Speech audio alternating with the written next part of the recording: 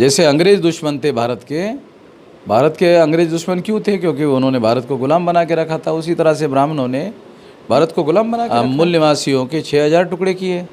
अंग्रेज़ों ने तो केवल हिंदू मुसलमान 2 टुकड़े किए थे, ब्राह्मणों ने तो 6000 जाति के टुकड़े बनाए हमारे लोगों के। क्या? क्योंकि चुनाव आयोग के पास ईवीएम मशीन के निर्दोष होने का कोई सबूत नहीं है। बंगाल अभी मैं केस दायर करने वाला हूँ सुप्रीम कोर्ट में। नरेंद्र मोदी तो चुनाव के पहले ही रिजल्ट घोषित कर रहा है कि 2 तारीख को हमारी सरकार बन रही है। दोस्तों नमस्कार, मेरा नाम ब्रिजेंद्र यादव है। हम बात करेंगे आज बावन मिश्राम से, जो वामसेप के राष्ट्रीय अध्यक्ष हैं नेशनल जनमत के लिए। आपका वामसेप क्या पूरी तरह से गांव में पहुंच चुका है पूरे भारत में? नहीं है, वामसेप तो कर्मचारियों का संगठन शहरों में है, इसलिए अभी हम लोगों ने गांव में फैलाने की दिशा में 1,01,000 जगह ज्योतिराव फुले और बाबा साहब अम्बेडकर का जन्मदिन मनाने का फैसला किया है। तो ये कार्यक्रम गाँव में जाने का है। तो अब गाँव में सारी ऊर्जा, सारी संगठन शक्ति गाँव में जाने के लिए हम लोग तैयार हैं। तो क्यों इतना, ऐसा क्या है? तो मीडिया तो ब्राह्मणवादी लोगों के कंट्रोल में है। मीडिया ब्राह्मणवादी लोगों के कंट्रोल में है। तो आप ब्राह्मणों को तो आप भी कहते विदेशी हैं?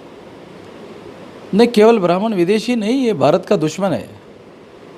ब्राह्मण जो है वो केवल विदेशी नहीं है, वो भारत का दुश्मन है। कैसे कह रहे हैं आप दुश्मन है इस मुद्दे पे? क्योंकि इस देश को गुलाम बना के रखा। जैसे अंग्रेज़ दुश्मन थे भारत के अंग्रेज़ दुश्मन क्यों थे? क्योंकि उन्होंने भारत को गुलाम बना के रखा था। उसी तरह से ब्राह्मणों ने भारत को गुलाम बना के रखा है, इसलिए हम कह रहे हैं। और फिर ब्राह्मणों ने मूल निवासियों के 6000 टुकड़े किए। अंग्रेज़ों ने तो केवल हिंदू मुसलमान 2 टुकड़े किए थे, ब्राह्मणों ने तो 6000 जाति के टुकड़े बनाए हमारे लोगों के। हम लोगों को गुलाम बना के रखा, इसलिए वो भारत के दुश्मन है, ऐसा हम कहते हैं। आपने 85% को ही क्यों चुना है? क्योंकि ये समाज व्यवस्था के शिकार लोग हैं। शेड्यूल कास्ट के लोग उसमें शामिल है, जो worst victims of the social system है। आदिवासी लोग हैं जो worst victims of the social system है। नोमैडिक ट्राइब है, worst victims of the social system है। और जो ओबीसी है वो भी victims of the social system है। तो एक तो एससी एसटी और ओबीसी मिलाकर 74.5% है, और रहता है और 10%।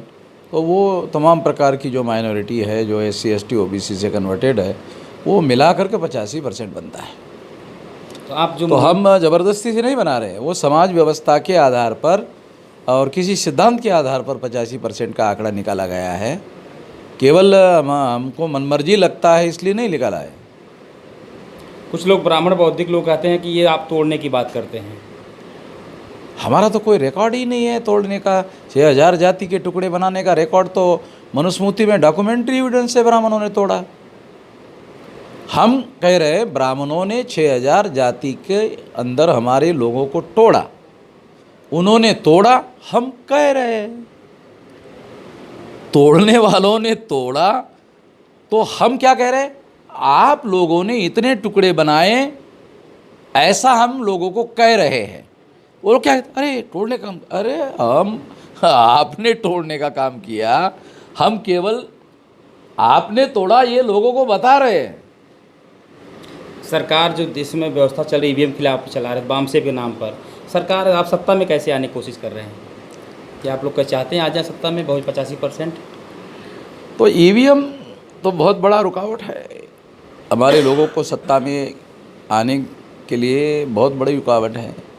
इसको ख़त्म करना होगा, या तो इंश्योर करना होगा कि सुप्रीम कोर्ट, भारत सरकार और चुनाव आयोग मिलकर फ्री फेयर एंड ट्रांसपेरेंट चुनाव ईवीएम और पेपर ट्रेल के साथ मिलकर सुनिश्चित करे। जब सुनिश्चित करेंगे तब ईवीएम को हम विरोध नहीं करेंगे, हम फिर उसका समर्थन करेंगे जब सुप्रीम कोर्ट, चुनाव आयोग और भारत सरकार मिलकर ये सुनिश्चित करेगी कि ये फ्री फेयर एंड ट्रांसपेरेंट चुनाव के लिए पेपर ट्रेल मशीन लगाया जा रहा है। तब आप मानेंगे? सही, तब मानेंगे। इसके पहले नहीं मानेंगे? नहीं तो फिर आंदोलन शुरू करेंगे, इसको हटाओ, ईवीएम हटाओ। या तो सुनिश्चित करो फ्री फेयर एंड ट्रांसपेरेंट चुनाव। अगर सुनिश्चित नहीं करते हो तो हम ईवीएम हटाने का आंदोलन शुरू करेंगे। और अब हमने तैयारी शुरू कर दी है, फर्स्ट वीक ऑफ दिसंबर में हम भारत बंद करेंगे ईवीएम पर। भारत बंद करेंगे, लेकिन बीजेपी तो कहती है, चुनाव आयोग कहता है इसमें कोई दिक्कत नहीं है, सब कुछ ठीक ठाक चल रहा है।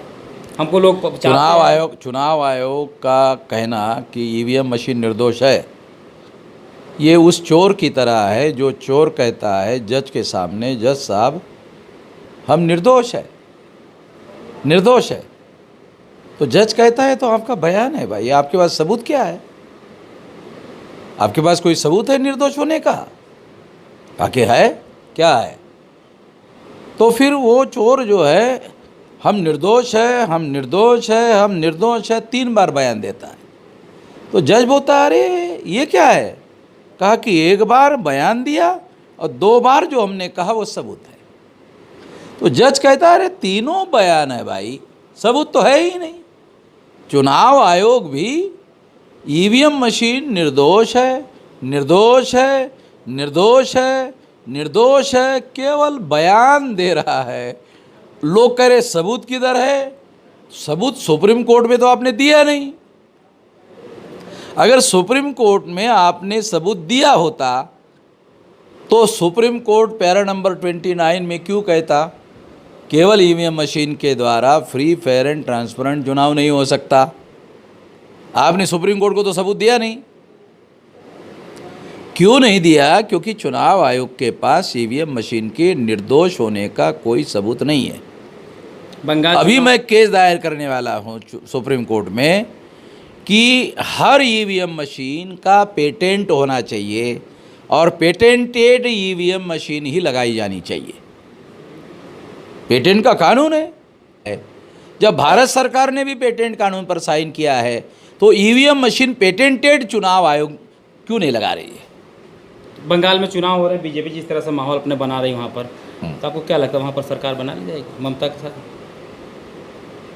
नरेंद्र मोदी तो चुनाव के पहले ही रिजल्ट घोषित कर रहा है कि 2 तारीख को हमारी सरकार बन रही है। तो ममता बनर्जी ने कहा कि पहले ही नरेंद्र मोदी रिजल्ट बता रहे हैं, या क्या वो अतिमानव है या फिर ईश्वर है? तो हम कहना चाहते वो अतिमानव भी नहीं है, ईश्वर भी नहीं है, ईवीएम उसके पास है, इसीलिए पहले से वो रिजल्ट बता रहा है। तो अगर आपने मेरा YouTube चैनल सब्सक्राइब नहीं किया तो प्लीज़ सब्सक्राइब कर लें और उस बेल आइकन पर जरूर क्लिक करें, जिससे जो मेरे न्यू